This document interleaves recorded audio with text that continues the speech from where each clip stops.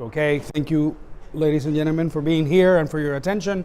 As I was saying, I wanted to thank Mark Rees of the Center for Regional Studies and the members of the faculty who made it possible for me to be here today, Professor Catherine O'Neill, Professor Naida Garcia-Crespo, and Professor Todd Garth. Thank you all.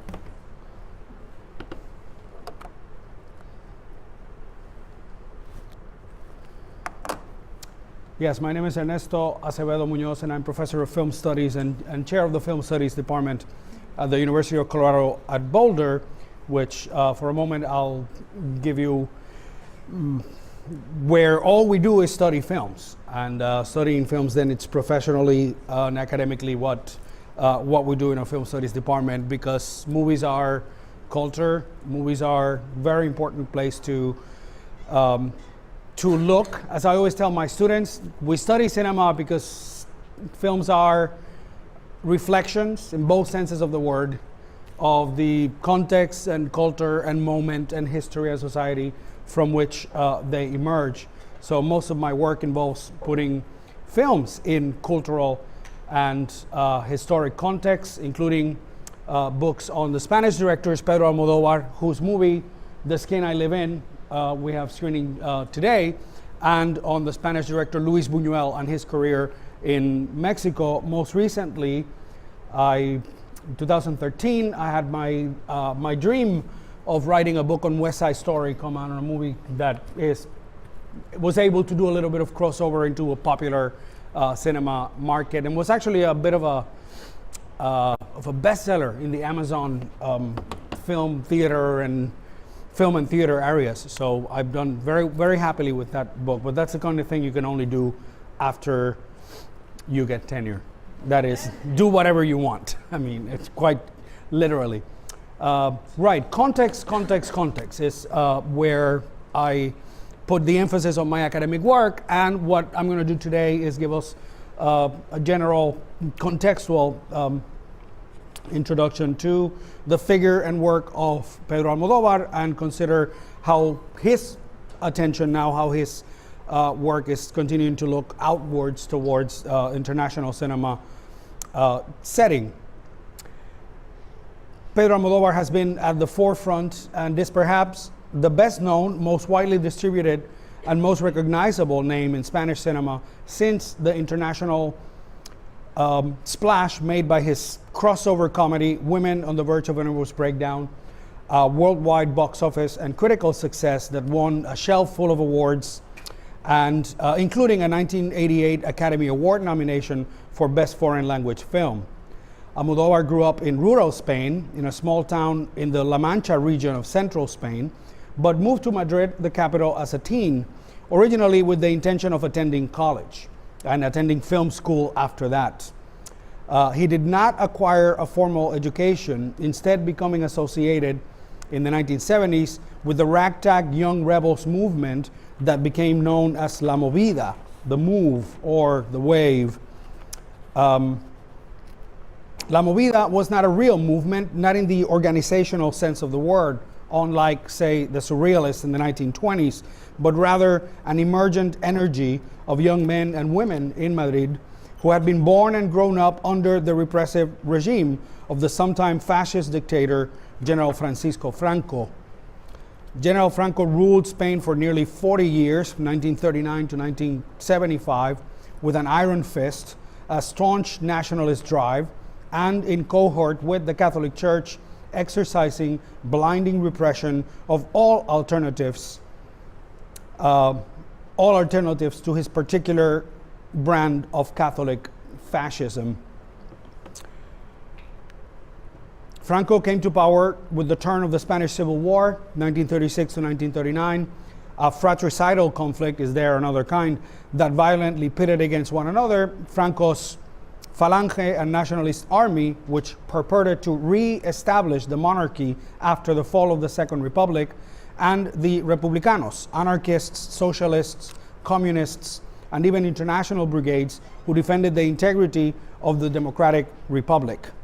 After the fall of Madrid in March of 1939, Spain was forcibly reunited under Franco's rule, And Almodóvar's generation, he was born in 1949, we think, came to age during the dictator's most repressive years after the war, mainly the 1950s and 1960s. This context is important because Almodóvar's rise to prominence in the 1980s and 90s was shaped by the context of A, the trauma of the bloody Civil War, and B, the iron fist of a repressive regime that, among other things, conspired with the Catholic Church to steal children from poor Republican families and give them to families friendly to the regime, brutally repressed all forms of dissent, political, sexual, and social, and kept Spain in a sort of 20th century Middle Ages.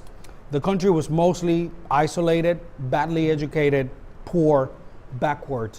And this example here, it serves a little bit of the contrast of the Spanish Republic, the Second Republic, which only lasted from about 1931 to 1939. I mean, the fall of Madrid was the end of the Spanish Civil War and the end of the Republic. And although it would seem like this Civil War occurred, a long time ago, still as recently as 2014, a mass grave from mass assassinations during the war in the town of Estepar, Burgos, was found. So in a certain way, the Spanish Civil War is always underneath a sort of overarching national traumatic narrative. When Almodóvar moved to Madrid in the 1970s, he was in his 20s, and the Franco age was slowly but certainly coming to an end. Franco had named a political successor to continue the dictatorship, Admiral Luis Carrero Blanco, who was assassinated near the end of 1973 by the separatist Basque terrorist group ETA, the only good thing ETA has ever done. Without an immediate successor, General Franco appointed Juan Carlos de Borbón y Borbón, dos Sicilias, the first king of Spain in the restored monarchy, skipping over Juan Carlos's father, who was the legitimate heir. And I might ask, not rhetorically, who has the authority to appoint kings? Yeah, Professor O'Neill? God, right? God is the only thing that has the authority to appoint kings. But Franco appointed King Juan Carlos, who was king of Spain until very recently, right? He only abdicated 2 years ago in favor of his son, who is now Felipe VI, right? The current king of Spain. Against all expectations, however, after Franco's death in 1975, Juan Carlos I determined to turn Spain into a constitutional monarchy, opening up a genuine democratic process that since then continues to evolve. For our purposes here, this is important again because Almodóvar descended upon Madrid just as some freedom of expression was coming to being, and when music, magazines, pop art, literature, television, and yes, the movies were becoming dizzy with the first fumes of genuine freedom in nearly 40 years. And so we have a contextual contrast here of what most of these 39 years of the dictatorship were like: repression, church and fascist morality, fear and repression of sexuality, especially female sexuality, and the ways in which the Almodóvar context, the time when Almodóvar makes his move to Madrid, things are really shifting towards celebration of many of the things that would have been prohibited or policed under the Franco regime, including rebellion against authorities, celebration of female sensibilities and queer sexualities. And Almodóvar is one of the founders, so to speak, of what we now call queer cinema, which is an area of studies that I'm sure will come up at some point. And I do warn you briefly, we are talking about Almodóvar, so there will be one instance of strong language during my talk, but just in case. By 1980, when the Spanish Constitution of 1978, thus, Almodóvar's early short films through the 1970s, almost all made in the alternative artisan formats of Super 8 and 16 millimeter, are exercises of the id, purposely offensive to Catholic and bourgeois morality, sex stories and satires that meant to freak out the remnants of the regime while stretching the limits of the newly found freedoms of the young Spanish democracy. And his early filmography, you see some of the titles here. These are in quotation marks because these are shorts. They were feature films, they would be in italics, right? We know that. Anyway, political film, 1974, Two Whores, or A Story That Ends in a Wedding, Love Story That Ends in a Wedding, The Dream or the Star, Homage, Whiteness, a trailer for Who's Afraid of Virginia Woolf, actually. That one I've seen, it's really funny. Be Charitable, Death in the Road, The Three Advantages of Ponte, phony panty commercial, Sex Comes, Sex Goes, Fuck Me, Fuck Me, Fuck Me, Tim, I Warned You, Salome, which was his first 16 millimeter film, and then extensive writing for the pop magazine La Luna. He wrote under the pseudonym Patty Diffusa, who is supposed to be a Super 8 porn star. And that was the thing that actually made Almodóvar famous. By 1980, when the Spanish Constitution of 1978 was firmly established as the law of the land, Almodóvar had graduated into making his first feature-length film in the 16 millimeter format, shot over nights and weekends while he worked as an operator in Spanish Telefónica. The 81-minute feature, Pepe Lucy Bom y Otras Chicas del Montón, is a monument to bad taste, full of crude jokes, visible bodily fluids, raunchy, loud punk music, and a satire of the democratic process, of the young democratic process, with a title that says it all, General Erections.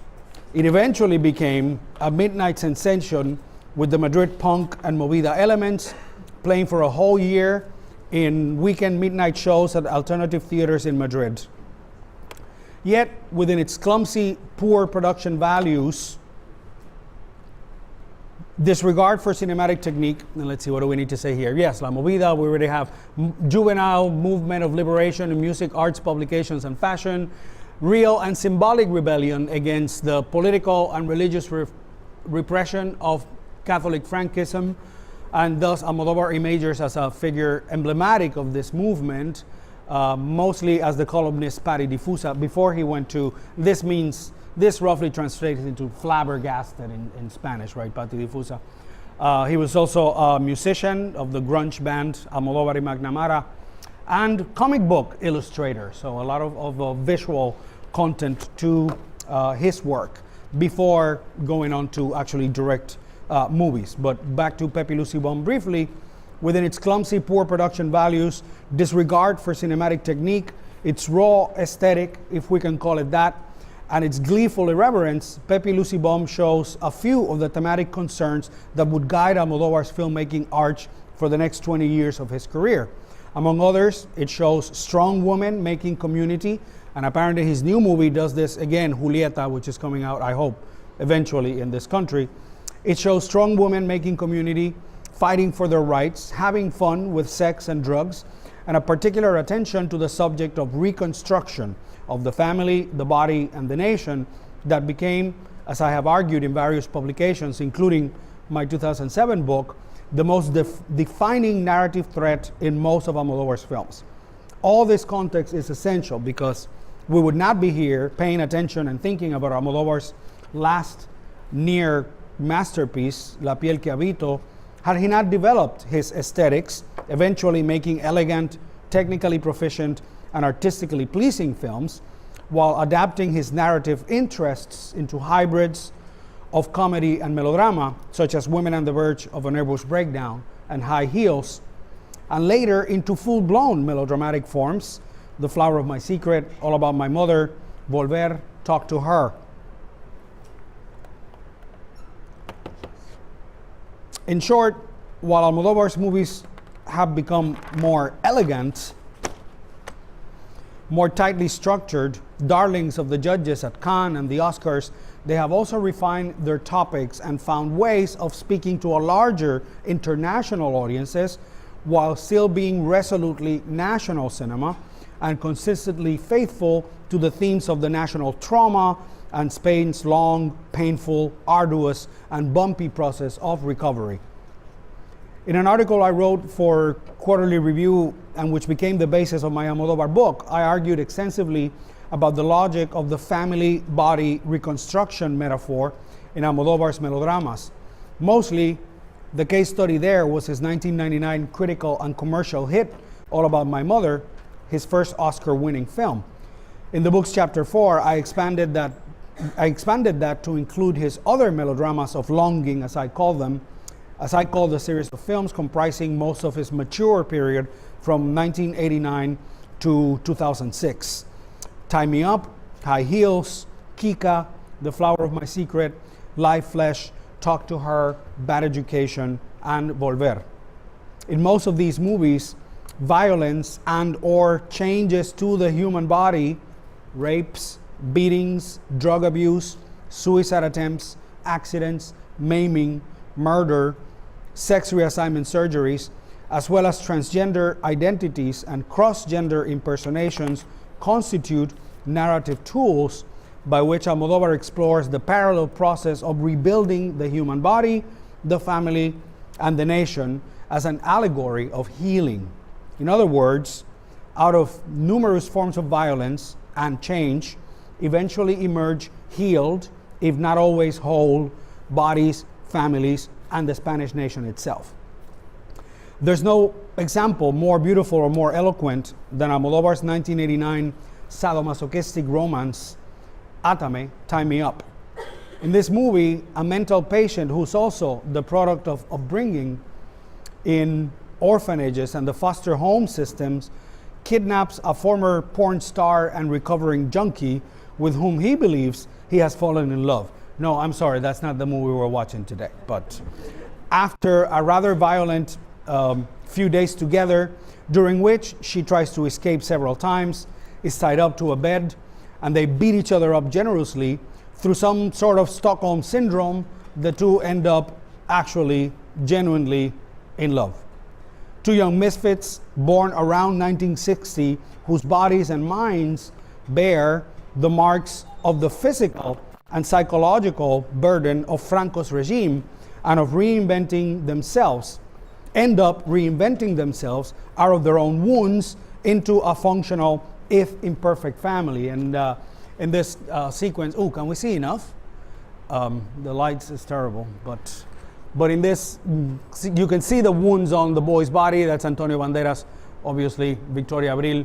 And he's been out trying to score drugs for her. He gets robbed, he gets beat up, comes back to the house, and they have a fight, and then kind of try to recreate each other. And we have a scene in front of the bathroom mirror. And what's that in the background that the shower curtain suggests? I can't hear you. It doesn't. It looks like a mapa mundi, doesn't it? Here's India and Sri Lanka, right? Here's Europe. Here's Greenland. And anyway, they have, for the first time over the course of the movie, a healing moment. And you can see the physical wounds on him better in this shot. The interesting thing is that by the time that she yields for the first time, he's been trying for 3 days, she yields to his sexual and romantic advances. We have, just for one fleeting moment there between their faces, that's the Iberian Peninsula. The Iberian Peninsula, which is North Africa. Anyway, so the most, and I mean eloquent, because visually the movie's showing us what it is that it's also telling us poetically. Out of numerous forms of violence, yes. In this movie, I already went here. It's okay. Imperfect family. Here we go. The logic of the extended analogy of bodies, families, and the nation puts in evidence Almodóvar's process of maturation as a man and as a filmmaker in conciliatory narratives where, regardless of their insistence on happy endings, consistently remind the Spanish audiences that this body, this family, and this nation have gone through cycles of violence and trauma, including, but not limited to, the Spanish Civil War, Franco's long, cruel dictatorship, and a dizzying transition to democracy that included coup attempts in 1981 and 82. It's been a long, painful process with lots of sacrifices and loss, but almost inevitably, the constituents come out rebuilt, renewed, and restored. This narrative evolution and trends are revisited in The Skin I Live In, the movie we will see later, with a sort of horror twist via references to Sidney Hayer's Circus of Horrors, and especially Georges Franju's films Eyes Without a Face, both 1960 films.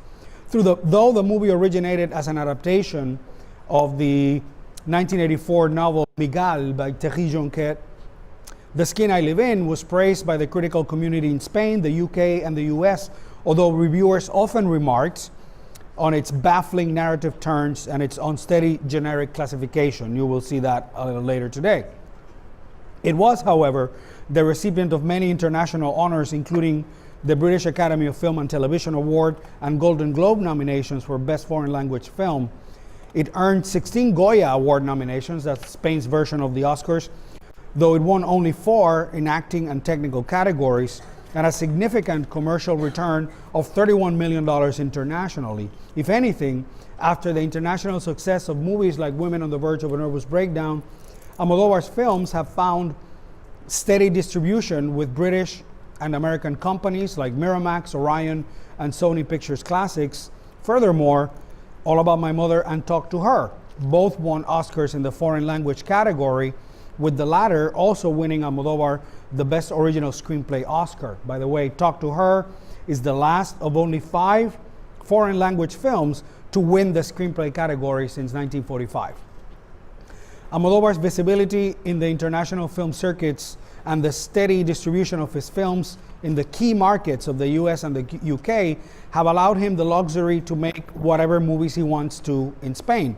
Since the 1990s, he has repeatedly received offers from Hollywood, including, luckily, unrealized remakes of Women on the Verge of a Nervous Breakdown and Dark Habits. He was also offered the director position for the movie Sister Act when Bette Midler was attached to be the star. As we know, those jobs eventually went to Emil Ardolino Goldberg. Instead, Almodóvar has continued to embrace his independence as a writer, director, and producer, while opening the door to up-and-coming talent in and out of Spain. The company he founded with his brother Agustin in 1986, El Deseo, Desire Incorporated, has made an increasing mark around the world by producing and or co-producing an important number of films for other directors and writers in a number of countries. Sometimes just the weight of his name, as in Pedro Almodóvar Presents. Oh, that's better. As in Pedro Almodóvar Presents, can get an otherwise stalled production the green light and lead to attention by international critics and distributors. Among the films Almodóvar has jump-started with either his stewardship or active involvement as producer, co-producer, associate producer, or executive producer are titles like Pablo Trapero's The Clan, Damián Cifrón's Academy Award nominated Wild Tales, which was in movie theaters a few years ago. There you go. Pedro Almodóvar Presents. Guillermo del Toro's The Devil Backbone. Pedro and Agustin Almodóvar present. Guillermo del Toro, anyone? Pan's Labyrinth? Yes. I knew that would wake up some of you. Manuel Toledano's Shampoo Horns, González Suárez, My Name is Shadow, Alex de la Iglesia's Acción Mutante, Enrique Beloc's False Eyelashes, which was the first movie to feature Almodóvar's favorite leading man of the 1980s, Antonio Banderas, and the new film by the Academy Award-winning Iranian filmmaker Asghar Farhadi. He has also produced or executive produced Argentine director Lucrecia Martel's Sama, the Headless Woman, and The Holy Girl, Julia Solomonov's Last Summer at La Bollita, and Isabel Coixet's acclaimed films The Secret Life of Birds and My Life Without Me. Thus, along with opening the doors for international directors, Almodóvar and his company, El Deseo, have also shown tremendous support for women filmmakers in Spain and Latin America. In a world and an industry dominated by men, Almodóvar has been a real leader in giving women directors, especially Martel and Coixet, the creative independence and financial support needed to realize their very personal, very distinctive films. This long list expands into co-productions between Spain, El Deseo's base, and Latin America, European countries like Italy, the Netherlands, Argentina, Mexico, Ireland, France, and even the USA. Having emerged from a political landscape of repression and abusive government practices, it is equally notable that Almodóvar has supported the works of directors emerging from comparable political, social, and historical contexts, namely the Iranian Farhadi, whose film A Separation was a breakout hit in many festivals and won the Foreign Language Picture Oscar in 2011, and the Argentine Martel, who came of age during the period of Argentina's dirty war and the subsequent military dictatorship, from 76 to 83. Martel's breakout art house sensation film La Ciénaga 2001 is itself an allegorical treatment of the weight of repression over two related middle-class families during what the Argentinians refer to as the last dictatorship. Since his second feature, Labyrinth of Passion, Almodóvar consistently employed Argentinian actors who'd run to exile in Spain during the military dictatorship, and an Argentinian character even mentions by name the deposed dictator, General Jorge Rafael Videla, in the 1999 film All About My Mother. This film includes, among its protagonists, Argentinian actors and performers exiled in Spain during the dirty war in Argentina, which coincided with Spain's early stages of transition to democracy, 76 to 82, 83. And Almodóvar's own rise within the ranks of La Movida, which also comes in these years, right?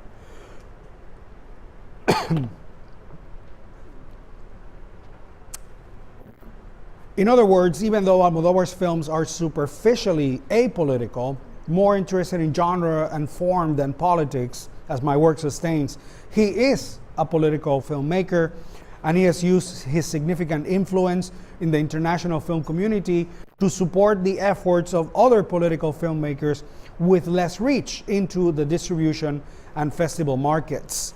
Part of Almodóvar's magic is, and he appears thus in drag in Labyrinth of Passion.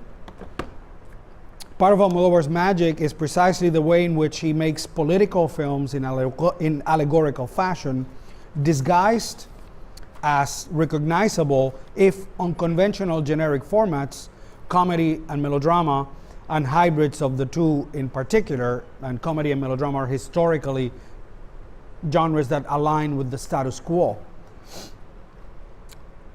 that allow him to speak to a broad national audience at home, but this itself, which itself is a problematic enterprise in a country with 17 autonomous regions and 2 autonomous cities in North Africa, each with its distinctive culture, history, cuisine, and even language.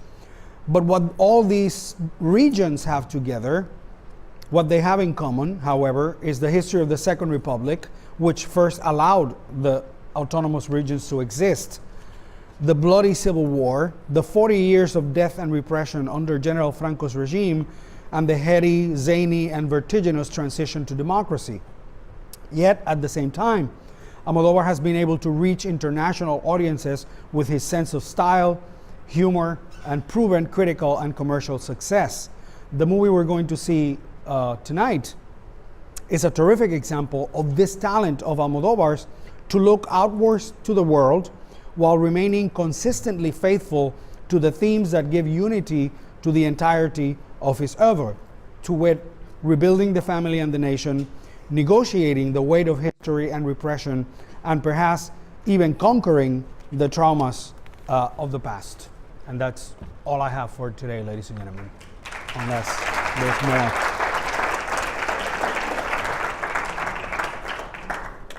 Anybody seen The Skin I Live In yet? No? All right. It's quite an eye-popping, yes. So we have some time for some questions. We have some time if somebody wants to pick a fight. or something. It's your time. Let me get the overhead out of your way so you don't get the light in your eyes. Oh yeah, we don't need it anymore. Can you talk a little bit about sort of how he has made people famous, like in terms of actors and actresses? Sure.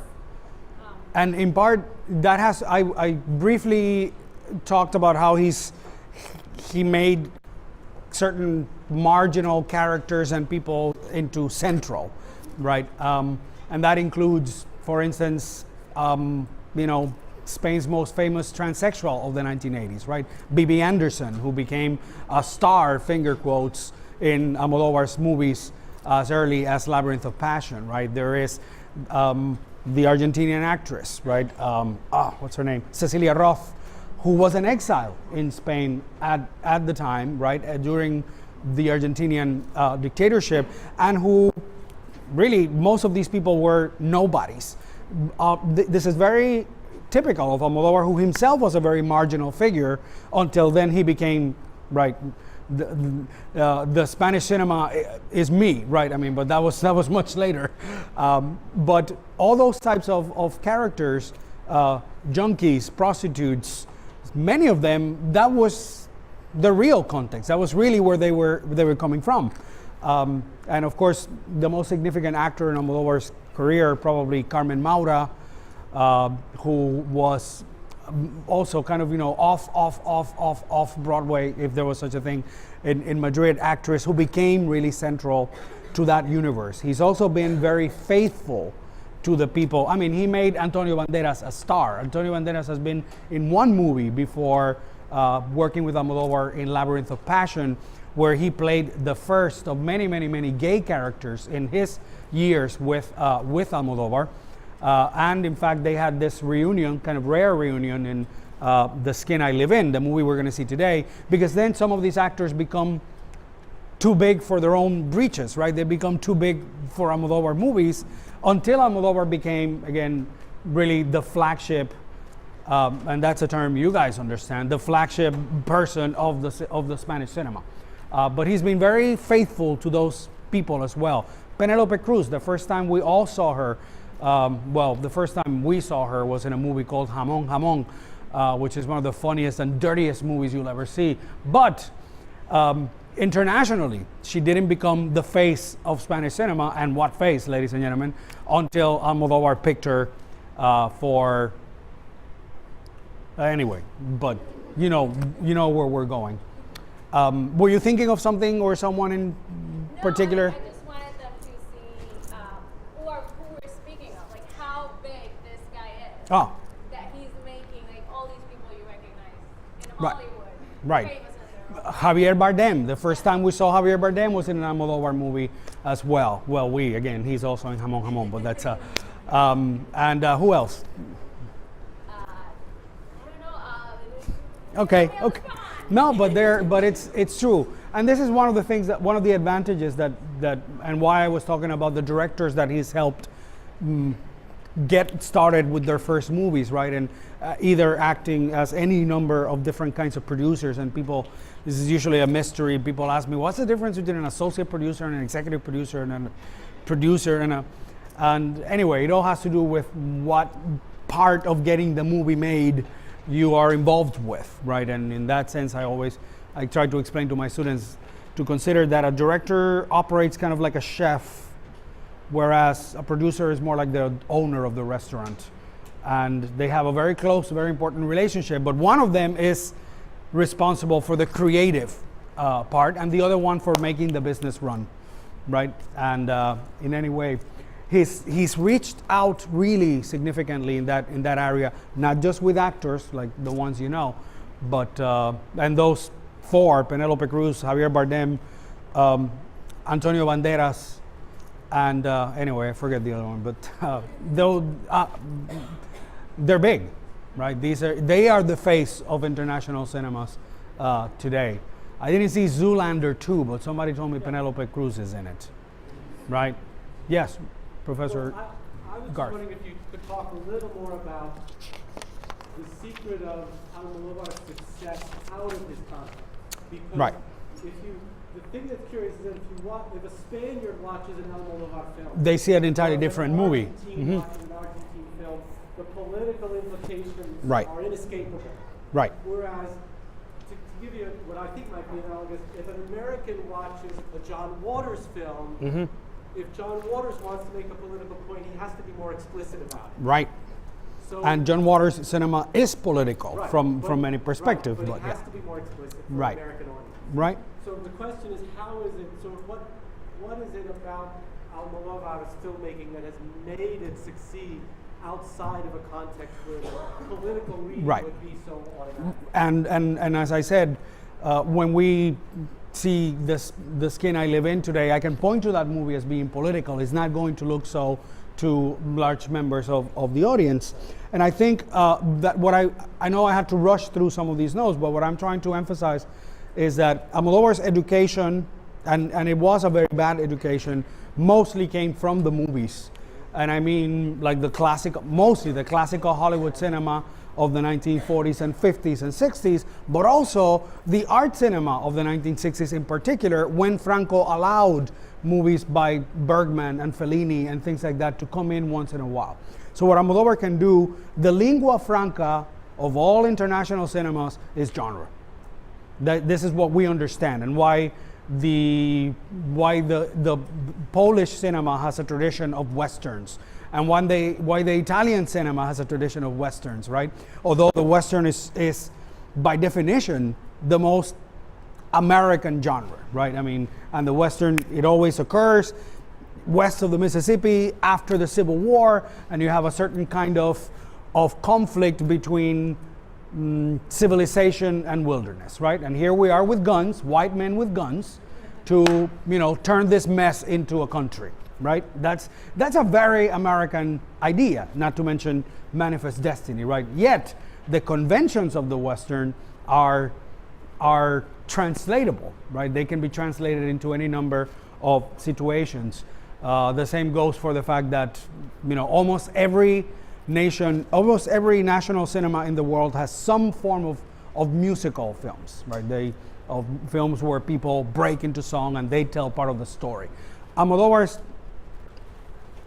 strategy is that he can speak the two languages, and genre is what we think we recognize when we see a Pedro Almodóvar movie, from the screwball comedies which he started with, Labyrinth of Passion, and Women on the Verge, which was the movie that was the crossover. The real watershed was Women on the Verge, something that we think we recognize as a certain type of screwball comedy. We think we know the conventions. What's funny, it's funny, we laugh. Whereas the audience behind us in the theater in Madrid, they're laughing at entirely different jokes, but we're still laughing, right? It's also true that it took Almodóvar a long time to be, right? Nadie es profeta en su tierra, right? Nobody's a prophet at home. So it took him a long time to be accepted fully by the critical establishment, especially the critical establishment in Spain. And the more he became the face of Spanish cinema abroad, the more the critics hated him at home. And then eventually, and it was really all about My Mother, the Turning Point movie there. He also worked earlier very comfortably with a lot of cliches of Spanish cinema. If you see Matador, Matador is, and here's a movie about serial murderers. The only thing, it is one of Almodóvar's funniest movies if you take all those cliches about bullfighting and turn them into political or sexual allegory. And of course, what could be more sexually allegorical than a bullfight?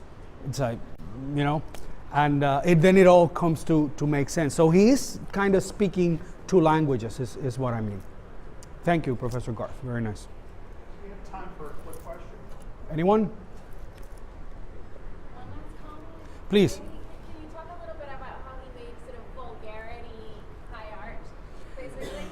That also took a long time. I mean, the earlier movies, Pepe Lucy Bomb and Labyrinth of Passion, are really very much among the dirtiest movies I've ever seen. They are comparable to John Waters' best movies, right? To Mondo Trasho and Pink Flamingos in particular. Bodily fluids, liberally displayed, everything from semen to excrement. And then you have this moment of calm, which may be like a very elegantly shot kind of thing. The transition has to do in part with Almodóvar wanting himself to be taken seriously as an artist, right? And thus his movies become more serious, and his themes become more melodramatic. And suddenly we have a hospital scene in every movie since Law of Desire, a hospital scene where somebody's dying, in almost every movie since Law of Desire. At the same time, there's something really raunchy about Spanish humor that I don't think it wouldn't ring true if somebody didn't make a fart joke, and even in one of Almodóvar's melodramatic movies, right? It would seem completely out of tune, because the Spanish, in general, and Spanish culture has a long history of a wicked sense of humor that tends to be just so. I mean, can you be a little dirty? I guess. I mean, yes, a little dirty. Or instead of going all the way, it wouldn't ring genuine. The same is true of, I mean, a Hitchcock movie without some kind of visual gag is almost impossible to imagine, right? And it makes it more real, right? It's like Vertigo is the only Hitchcock movie that is entirely humorless in many ways. What did you say? I said, and it stands out. And it stands out particularly for that reason as well. Yeah. Yeah. Let's thank Professor Acevedo-Munoz for his time.